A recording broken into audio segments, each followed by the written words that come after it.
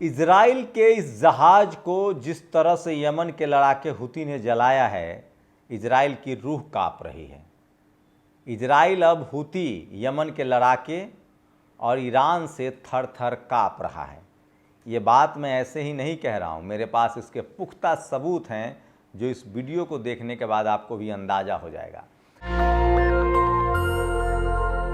नमस्कार, मैं शंभू कुमार सिंह और आप देख रहे हैं नेशनल दस्तक। इजराइल और फिलिस्तीन का युद्ध शुरू हुआ था। आज 1 साल 1 दिन हो गए हैं। 7 अक्टूबर को युद्ध शुरू हुआ था, आज 8 अक्टूबर है। कहाँ भक्त कह रहे थे, भारत वाले भक्त, कि इजराइल ताकतवर है, इजराइल दुनिया को, फिलिस्तीन को, ईरान को, इराक को, हुती को, यमन को, सबको खाक में मिला देगा। लेकिन सच्चाई इससे अलग है। इजराइल ने फिलिस्तीन पर ज़रूर हमला किया, गजा पर ज़रूर हमला किया, गजा को मलबे में ज़रूर तब्दील कर दिया, लेकिन युद्ध नहीं जीत पाया है। वो हमास प्रमुख हानिया की हत्या करने के बाद भी अभी युद्ध नहीं जीत पाया है और हमास उसे कड़ी टक्कर दे रहा है, क्योंकि हमास को रूस से और चीन से हथियार मिल रहा है, ईरान से हथियार मिल रहा है, इराक से हथियार मिल रहा है, सीरिया से हथियार मिल रहा है, यमन से हथियार मिल रहा है और लगभग लाखों सैनिक अभी इजराइल के युद्ध में झुके हुए हैं, उनको झोंक दिया गया है।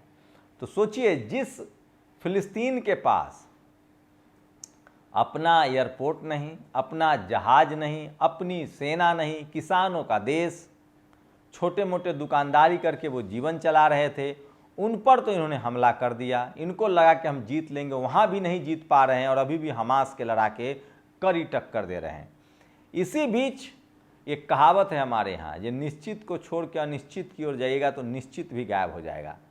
कहते हैं ना कि किसी पर कब्जा करने की नीयत रखेंगे तो आपका जो मूलधन है वो भी गायब हो जाएगा। ज़्यादा ब्याज के लालच में पड़िएगा तो मूलधन स्वाहा।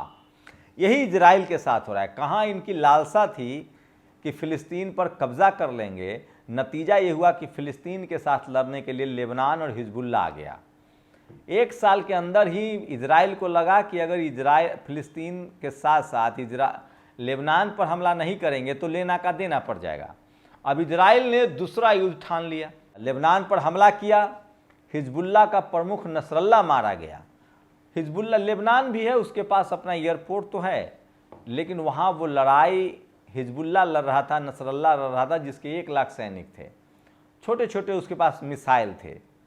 अब उस युद्ध में फंस गया इजराइल, उसने फिर से नसरल्ला को मार गिराया। तब लगा कि अब तो हम युद्ध जीत लेंगे, लेकिन उसे क्या पता था कि एक तीसरा बड़ा ताकतवर दुश्मन तैयार है।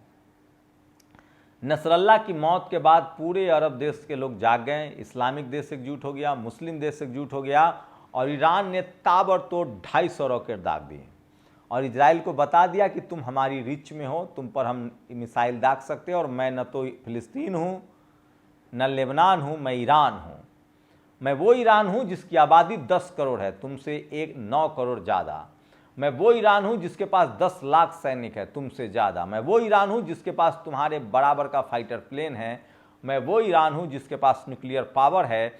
मैं वो ईरान हूँ जिसके पास अपनी नौसैनिक है और पानी के जहाज़ भी हैं। लेकिन मामला यहाँ भी इतना होता तो भी इजराइल गुस्ताखी करता ईरान पर हमला करने की। इसी बीच यमन, जो कि सागर का राजा है, वो पिछले 1 साल से शायद ही कोई ऐसा जहाज जाए जिस पर वो मिसाइल न दागता हो और आग न लगा देता हो। अभी फिर से एक जहाज को, जो रसद सारे हथियार लदे हुए थे, उसको हुती ने खाक कर दिया। इजराइल अब पूरी तरह से चारों तरफ से घिर चुका है। लेकिन इसी बीच आप सबको पता है कि रूस और चीन किस तरह से हथियारों की मदद कर रहा है। इसी दौरान रूस ने खुद अपना एक मिसाइल, ऐसा स्कैंडर मिसाइल ईरान को दिया है जिससे परमाणु हथियार छोड़ा जा सकता है और लगभग 2000 किलोमीटर तक उसको पहुंचाया जा सकता है। अब तक ईरान के पास 500 किलोमीटर से लेकर 1000 किलोमीटर तक के हथियार थे, मिसाइल। अब उसके पास 2000 किलोमीटर तक के मिसाइल हैं और जो स्कैंडर मिसाइल है उसको आयरन डोम रडार भी नहीं रोक सकता है, उसको नहीं ट्रेस आउट कर सकता है। और इसीलिए अब ईरान के खिलाफ इजराइल घुटनों पर है, पिछले कदम पर है। जो इजराइल अपने आप को मास्टर बॉन्ड कह रहा था, जेम्स बॉन्ड कह रहा था, मास्टर कह रहा था, दुनिया का सुपर पावर कह रहा था, टेक्नोलॉजी का मास्टर कह रहा था, वो लगभग 7 दिन होने के बाद भी ईरान पर हमला करने की हिम्मत नहीं दिखा रहा है। लेकिन इसी दौरान लगातार हूती के जो लड़ाके हैं वो समंदर में इजराइल के जहाज़ों पर हमला कर रहे हैं और युद्ध बड़ा होता जा रहा है। अगर इंटरनेशनल मीडिया की बात करें तो इंटरनेशनल मीडिया लगातार दुनिया भर के देशों में फ़िलिस्तीन की आज़ादी के लिए प्रदर्शन हो रहे हैं, इसको कवर कर रहा है।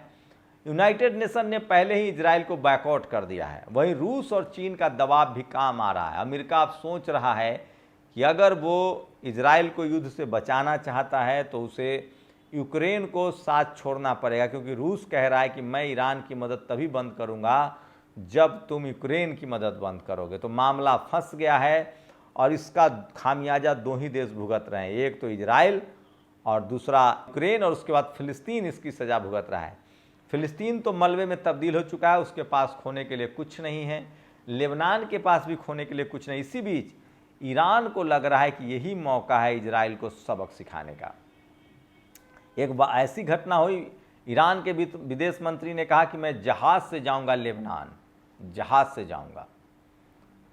इजराइल ने धमकी दी कि अगर जहाज़ से तुम आए बेरूत लेबनान तो तुम्हारे जहाज़ को उड़ा दिया जाएगा। उसके बाद खामनेई जो ईरान की बड़े नेता, उन्होंने कहा कि अगर इजराइल ने हमारे जहाज़ पर हमला किया, हमारे विदेश मंत्री पर हमला किया, तो हम उसे नक्शे से हटा देंगे, नक्शा खत्म हो जाएगा इजराइल का।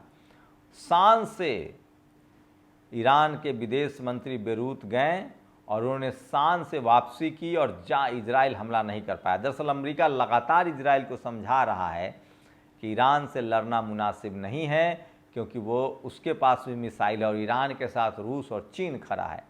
तो ये युद्ध बड़ा होता जा रहा है, लेकिन इस युद्ध में फाइनली क्या होगा वो जान लीजिए।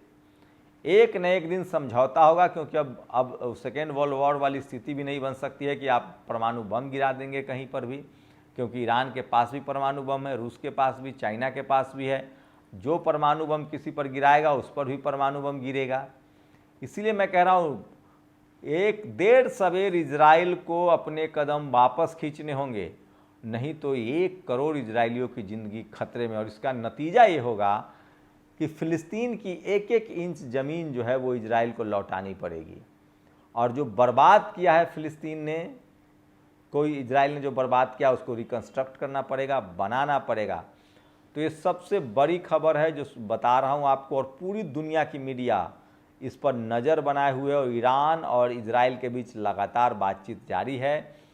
भारत की भूमिका भी इसमें अहम है। भारत की लगातार मध्यस्थता जारी है और भारत की विदेश नीति क्लियर है कि हम शांति चाहते हैं, हम लोग बुद्ध वाले हैं, युद्ध वाले नहीं हैं। और भारत की मजबूत शांति सेना भी पहल कर सकती है। तो ये तो तय है कि देर सवेर बेंजामिन नेतन्याहू को इस युद्ध के लिए जिम्मेदार ठहराया जा सकता है। आपको पता है इंटरनेशनल कोर्ट में भी मामला चला है, उसने भी बेंजामिन नेतन्याहू को फटकार लगाई है। तो ये बात तो तय है कि देर सवेर इस युद्ध के लिए अगर किसी को दोषी माना जाएगा, मानवता का दोषी, बच्चों का दोषी, महिलाओं का दोषी, तो वो बेंजामिन नेतन्याहू होगा। सोचिए, एक शख्स अपने राजनीतिक स्वार्थ के लिए, सत्ता के लिए किसी भी देश को युद्ध में धकेल सकता है। पूरी दुनिया में एक चर्चा हो रही है कि जिस तरह से हिटलर ने, सेकेंड वर्ल्ड वॉर जिस हिटलर की वजह से हुआ था, जिस तरह से एक सनकी हिटलर ने अपनी सत्ता के लिए, अपने स्वार्थ के लिए देश को युद्ध में धकेल दिया था, क्या यही काम इजराइल के प्रधानमंत्री बेंजामिन नेतन्याहू तो नहीं कर रहे हैं? बेंजामिन नेतन्याहू को रूस सीधे सीधे हिटलर कह रहा है, बेंजामिन नेतन्याहू को सीधे सीधे ईरान हिटलर कह रहा है, और बेंजामिन नेतन्याहू दूसरे हिटलर के रूप में मशहूर नहीं, कुख्यात हो रहा है। आपकी क्या राय है? क्या बेंजामिन नेतन्याहू ने अपनी सत्ता बचाने के लिए मासूम बच्चों, हॉस्पिटल, स्कूल, अस्पताल सब बर्बाद कर दिए? क्या वो मानवता का दोषी है? क्या वो फ़िलिस्तीन से जीत पाएगा? और क्या ईरान पर इजराइल हमला करने की हिमाकत नहीं करेगा? यमन पर भी हिमाकत नहीं करेगा? आपकी क्या राय है? शुक्रिया। नेशनल दस्तक की आपसे गुजारिश है कि अगर इसको बचाना चाहते हैं तो नेशनल दस्तक को सब्सक्राइब करने के लिए रेड कलर के सब्सक्राइब बटन को दबाएं, फिर बेल आइकन की घंटी दबाएं। नेशनल दस्तक को बचाने के लिए बहुत जरूरी है कि हर खबर को शेयर करें, लाइक करें, कमेंट जरूर करें।